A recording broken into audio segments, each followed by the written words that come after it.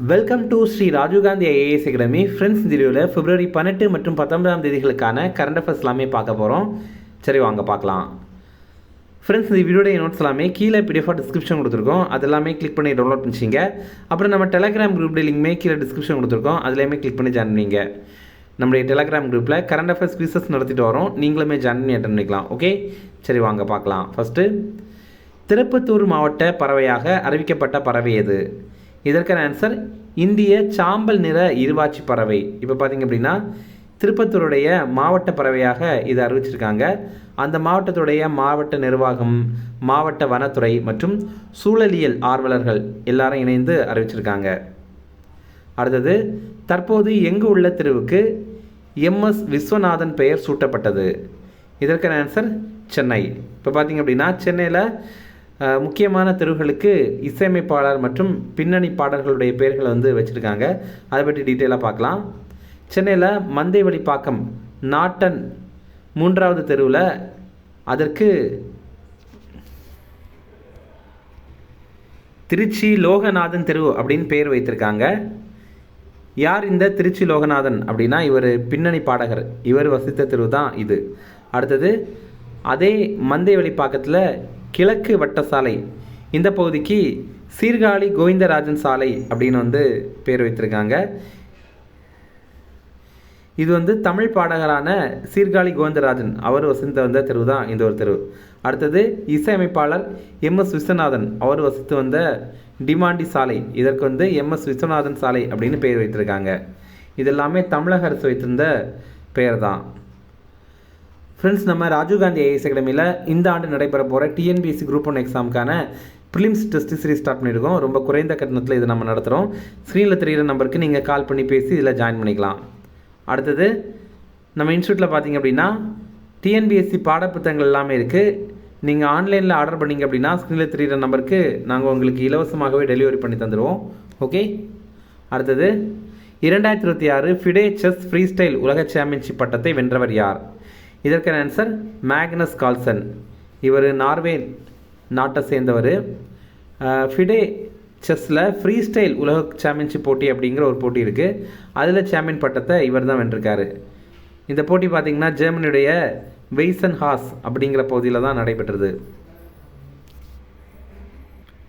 அடுத்தது, எந்த நாட்டின் முதல் பெண் பிரதமராக சனே தக்காய்ஜி தேர்வு செய்யப்பட்டார்? இதற்கான ஆன்சர் ஜப்பான். இப்போ பார்த்திங்க அப்படின்னா ஜப்பான் நாட்டுடைய 104வது பிரதமராக சனே தக்காஜி தேர்வு செய்யப்பட்டாங்க. அந்த நாட்டுடைய முதல் பெண் பிரதமரும் இவங்க தான். இவங்க லிபரல் டெமோக்ராட்டிக் பார்ட்டி அப்படிங்கிற கட்சியை சேர்ந்தவங்க. என்னாச்சு அப்படின்னா அதே கட்சியை சேர்ந்த ஷிகுரி இஷிபா அவர் தேர்தலில் பின்னடைவு ஏற்பட்டனால அவர் ராஜினாமா பண்ணிட்டார். அதுக்கப்புறம் அவருக்கு பதிலாக அந்த நாட்டுடைய பிரதமராக இவங்களை தற்காலிகமாக சனை தக்காச்சி அவங்கள அப்பாயிண்ட் பண்ணியிருந்தாங்க.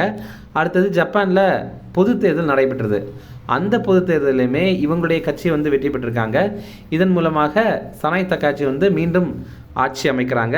அவங்க பிரதமராக பதவியேற்கிறாங்க. ஜப்பானுடைய தலைநகர் டோக்கியோ. அடுத்தது, AI தாக்க உச்சி மாநாடு 2026 எங்கு தொடங்கப்பட்டது? இதற்கான ஆன்சர் புதுடெல்லி. AI இம்பேக்ட் சமிட், இது பார்த்திங்கன்னா முதல் முறையாக இந்த மாதிரி ஒரு மாநாடு நடைபெறுது. அதுவும் நம்ம இந்தியாவில் நடைபெறுது. இது புதுடெல்லியில் பாரத மண்டபத்தில் தான் தொடங்கப்பட்டிருக்கு. இது பிப்ரவரி 16ஆம் தேதியிலிருந்து 20ஆம் தேதி வரைக்கும் நடைபெறுது. இந்தியாவில் 2.5 லட்சம் பேர் AI பொறுப்போட பயன்படுத்துறதுக்கான ஒரு உறுதிமொழியை எடுத்திருக்காங்க. இது கின்னஸ் சாதனையாக அமைந்திருக்கு. இது என்ன சாதனை அப்படின்னா 24 மணி நேரத்தில் 2.5 லட்சத்திற்கும் மேற்பட்டவங்க இந்த மாதிரி உறுதி எடுத்தது அதாவது உறுதிமொழி எடுத்தது உலக சாதனையாக அமைந்திருக்கு. அடுத்தது, எப்ஸ்டீன் கோப்புகள் தொடர்பான ஜெஃப்ரி எப்ஸ்டீன் எந்த நாட்டை சார்ந்தவர்? இதற்கான ஆன்சர் அமெரிக்கா. ஜெஃப்ரி எப்ஸ்டீன் இவர் பார்த்திங்கன்னா அமெரிக்கா நாட்டை சேர்ந்தவர். இப்போ கொஞ்ச நாட்களுக்கு முன்னாடி எப்ஸ்டீன் ஃபைல்ஸ் அப்படிங்கிறது சமூக வலைத்தளங்கள் மூலம் எல்லாமே பரவி இருக்கும், நீங்கள் பார்த்துருப்பீங்க. இது என்ன அப்படின்னா ஜெஃப்ரி எப்ஸ்டீன் அப்படிங்கிறவர் அமெரிக்காவில் சிறுமிகளை கடத்தி பாலியல் தொழிலில் ஈடுபடுத்துகிறாரு அப்படிங்கிற மாதிரி கைது செய்யப்பட்டார். அதுக்கப்புறம் சிறையிலேயே இவர் மர்மமான முறையில் மரணம் அடைந்தார். ஜனவரி 30ஆம் தேதி இந்த ஆண்டு 35 லட்ச பக்கங்களை கொண்ட எப்ஸ்டீன் கோப்புகளை அமெரிக்க நீதித்துறை வந்து வெளியிட்டிருந்தாங்க. இதில் பார்த்திங்கன்னா இவரோட தலைவர்கள், அப்புறம் தொழிலதிபர்கள், பிரபலங்கள் உரையாடிய மின்னஞ்சல்கள், அப்புறம் பகிர்ந்த வீடியோக்கள், புகைப்படங்கள் இதெல்லாமே வெளியிடப்பட்டிருக்கு. இப்போது ஐநா சபை அறிக்கை வெளியிட்டிருக்காங்க. என்ன தெரிவிக்கிறாங்க அப்படின்னா, இந்த எப்ஸ்டீன் ஃபைல்ஸ் இது வந்து மனித குலத்திற்கு எதிரான குற்றங்கள் அப்படின்னு தெரிவித்திருக்கு. அடுத்தது, எவரெஸ்ட் உயரத்திற்கு பறக்கும் H125 ஹெலிகாப்டர்கள் தயாரிக்க ஏர்பஸ் நிறுவனத்துடன் எந்த நிறுவனம் ஒப்பந்தம் செய்தது? இதற்கான ஆன்சர் டாட்டா. இப்போ பார்த்தீங்க அப்படின்னா பிரான்ஸ் நாட்டோட ஏர்பஸ் நிறுவனமும் இந்தியாவுடைய டாட்டா நிறுவனமும் சேர்ந்து இந்த ஹெலிகாப்டர்ஸை தயாரிக்க போகிறாங்க. இது எவரெஸ்ட் சிகரத்துடைய உயரத்திற்கு பறக்கிற திறன் கொண்டது. கர்நாடக மாநிலம் வேகமஹல் அப்படிங்கிற பகுதியில் தான் இதற்கான ஆலையை அமைத்திருக்காங்க. இதில் என்ன சிறப்பு அப்படின்னா, இது இந்தியாவுடைய முதல் தனியார் துறை ஹெலிகாப்டர் ஒருங்கிணைப்பு ஆலை. பிரதமர் மோடி, அப்புறம் பிரான்ஸ் நாட்டுடைய அதிபரான இமானுவேல் மேக்ரான் இவங்க 2 பேரும் சேர்ந்து காணொலி மூலமாக இதை திறந்து வைத்திருக்காங்க. அடுத்தது, தற்போது கிக் தொழிலாளர்களுக்காக நல வாரியம் அமைத்த மாநிலம் இது? இதற்கான ஆன்சர் கர்நாடகா. இது நம்ம ஏற்கனவே பார்த்துருப்போம். கர்நாடக அரசு கிக் தொழிலாளர்களுக்காக நல வாரியம் அமைத்திருக்காங்க. கிக் தொழிலாளர்கள் அப்படின்னா யார் அப்படின்னா, இந்த ஸ்விக்கி ஜொமேட்டோலாம் ஓட்டுறாங்கல்ல அவங்க, அப்புறம் ரேப்பிடோ ஓட்டுறவங்க, ஓலா ஊபர் ஓட்டுறவங்க, இந்த மாதிரி செப்டோ இந்த மாதிரிலாம் ஓட்டுறாங்கல்ல அவங்கள தான் கிக் தொழிலாளர்கள் அப்படின்னு சொல்கிறாங்க. இது வந்து சமூக பாதுகாப்பு மற்றும் நல மேம்பாட்டு சட்டம் 2025 கீழே தான் அமைத்திருக்காங்க. இதற்கு தலைவராக கர்நாடக மாநில தொழிலாளர் நலத்துறை அமைச்சர் வந்து செயல்படுவார். இப்போ என்ன தெரிவித்திருக்காங்க அப்படின்னா, நிறுவனங்கள் இருக்காங்கல்ல, இந்த ஸ்விக்கி ஜொமேட்டோ மாதிரிப்பட்ட நிறுவனங்கள்கிட்டேருந்து 1% கட்டணம் வசூலிக்கிறதுக்கு மாநில அரசு உத்தரவிட்டிருக்காங்க. இது எப்படின்னா, இப்போ நீங்கள் வந்து 300 ரூபாய்க்கு ஏதாவது ஆர்டர் பண்ணுறீங்க. இப்போது ஸ்விக்கி ஜொமேட்டோவில் வந்து ஒரு பிரியாணி ஆர்டர் பண்ணிங்க அப்படின்னு வச்சிங்களேன், அதில் வந்து 1% 3 ரூபா அது வந்து அந்த நிறுவனங்கள்கிட்டேருந்து பிடிப்பாங்க. அப்படி பிடிக்கிற அமௌண்ட் இருக்குல்ல, அதை இந்த பணியாளர்களுடைய நலத்திற்கு பயன்படுத்துவாங்க. அடுத்தது, ஹேமர் என்ற ஏவுகணையை இந்தியா எந்த நாட்டுடன் இணைந்து உருவாக்குகிறது? இதற்கான ஆன்சர் பிரான்ஸ். இப்போ பார்த்தீங்க அப்படின்னா, பிரான்ஸுடைய அதிபரான இமானுவேல் மேக்ரான் இவர் வந்து இந்தியாவுக்கு வந்திருப்பார். அப்போது இந்தியா பிரான்ஸ் இடையில் 21 ஒப்பந்தங்கள் வந்து கையொப்பமாயிருக்கு. பிரதமர் மோடி மற்றும் அதிபர் மேக்ரான் இவங்க முன்னிலையில் தான் கையொப்பமாயிருக்கு. பாதுகாப்பு, உயர் தொழில்நுட்பம், முக்கிய கனிமங்கள் உள்பட பல்வேறு துறைகளில் இந்த ஒப்பந்தங்கள் வந்து போட்டிருக்காங்க. ஹேமர் ரக ஏவுகணையை இந்தியாவில் தயாரிக்கிறதுக்கு ஒப்பந்தம் பண்ணியிருக்காங்க. இது பார்த்திங்கன்னா நம்ம இந்தியாவுடைய பாரத் எலக்ட்ரானிக்ஸ் லிமிடெட் மற்றும் பிரான்ஸ் நாட்டுடைய சாஃப்ரான் எலக்ட்ரானிக்ஸ் இந்த நிறுவனங்களுக்கு இடையில் ஒப்பந்தம் பண்ணியிருக்காங்க.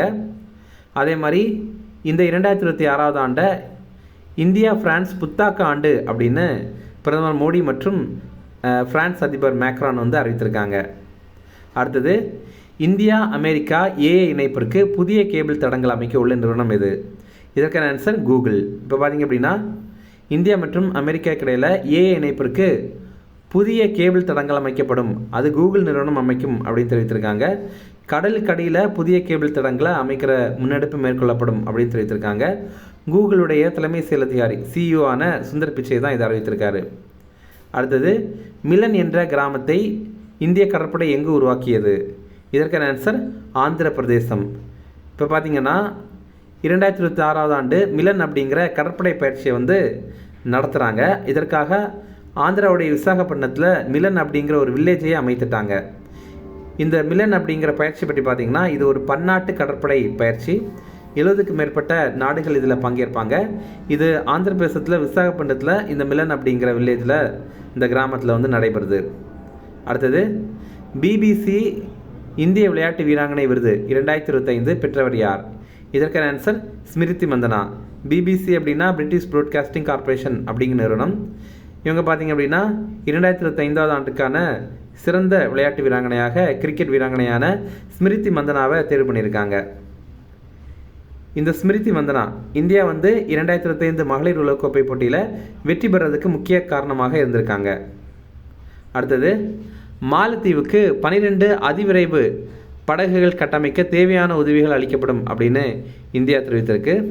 மாலத்தீவுக்கான இந்திய தூதர் ஜி பாலசுப்ரமணியம் அப்படிங்கிறவர் தான். அடுத்தது, முக்கிய தினங்கள்.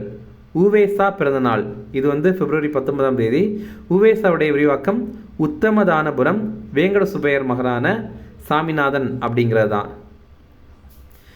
இந்த தினத்தை தமிழக அரசு தமிழ் இலக்கிய மறுமலர்ச்சி தினம் அப்படின்ற மாதிரி கடைபிடிக்கிறாங்க.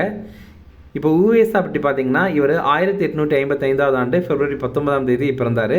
அப்புறம் 1942 ஆண்டு ஏப்ரல் 28 மரணமடைந்தார். இவர் பிறந்த ஊர் வந்து திருவாரூர் மாவட்டத்தில் உத்தமதானபுரம். இவருடைய வாழ்க்கை வரலாறு என் சரிதம் அப்படிங்கிறது இது வந்து ஆனந்த விகடனில் வெளியார்ந்தது. இனி ரிவிஷன் பார்க்கலாம்.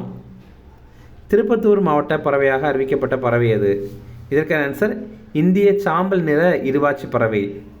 அடுத்தது, தற்போது எங்கு உள்ள தெருவுக்கு MS விஸ்வநாதன் பெயர் சூட்டப்பட்டது? இதற்கான ஆன்சர் சென்னை. அடுத்தது, 2026 ஃபிடே செஸ் ஃப்ரீஸ்டைல் உலக சாம்பியன்ஷிப் பட்டத்தை வென்றவர் யார்? இதற்கான ஆன்சர் மேக்னஸ் கால்சன். அடுத்தது, எந்த நாட்டின் முதல் பெண் பிரதமராக சனை தக்காய்ச்சி தேர்வு செய்யப்பட்டார்? இதற்கான ஆன்சர் ஜப்பான். அடுத்தது, AI தாக்க உச்சி மாநாடு 2026 எங்கு தொடங்கப்பட்டது? இதற்கான ஆன்சர் புதுடெல்லி. அடுத்தது, எப்ஸ்டீன் கோப்புகள் தொடர்பான ஜெஃப்ரி எப்ஸ்டீன் எந்த நாட்டை சார்ந்தவர்? இதற்கான ஆன்சர் அமெரிக்கா. அடுத்தது, எவரெஸ்ட் உயரத்திற்கு பறக்கும் H125 ஹெலிகாப்டர்கள் தயாரிக்க ஏர்பஸ் நிறுவனத்துடன் எந்த நிறுவனம் ஒப்பந்தம் செய்தது? இதற்கான ஆன்சர் டாடா.